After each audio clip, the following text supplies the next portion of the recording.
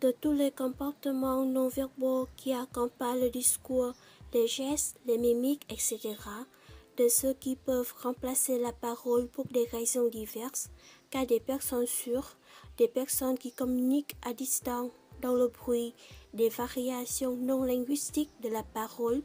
Dans notre vidéo, il y a 3 parties. Premièrement, c'est la définition et le rôle des gestes et mimiques. Deuxièmement, nous vous présentons les gestes et mimiques dans la même situation. Et finalement, nous allons parler des mêmes gestes et mimiques avec différentes significations. Selon Larousse, les gestes peuvent être considérés comme le mouvement du corps, principalement de la main, des bras, de la tête, porteurs ou non de signification. Faire des gestes en parlant.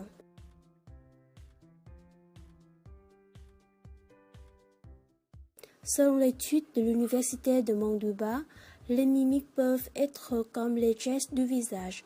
Elles accompagnent ou non-verbalisation. Ils correspondent aux mouvements particuliers des yeux, des sourcils, des paupières, du front, des joues, de la bouche, des narines et du menton.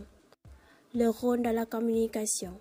Dans des situations particulières, chaque expression, les gestes portent une certaine signification, la langue non verbale, la communication non verbale ou le langage du corps, langage corporel.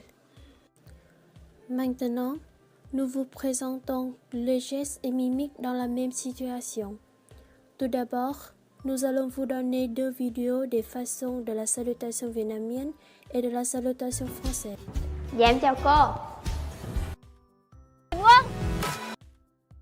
Ah, salut, tu vas bien? Salut, tu vas bien? Salut, tu vas bien? Salut, tu vas bien? Salut, tu vas bien? Whoa, wait, this dickhead's decided to wear glasses, which means I now need to take my glasses off in order to say hello. Salut. Pouvez-vous reconnaître la différence entre la salutation vietnamienne et la salutation française? Comme vous pouvez le constater, les Vietnamiens mettent souvent la tête en sourire, inclinent légèrement leur tête. Les enfants se croisent souvent les bras sur leur poitrine et leur tête baisse. C'est l'influence de la culture orientale en mettant l'accent sur la courtoisie et la distance entre les 2 personnes.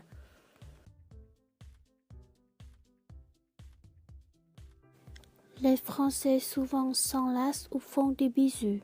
Sa culture se concentre généralement sur la société ouverte, la liberté.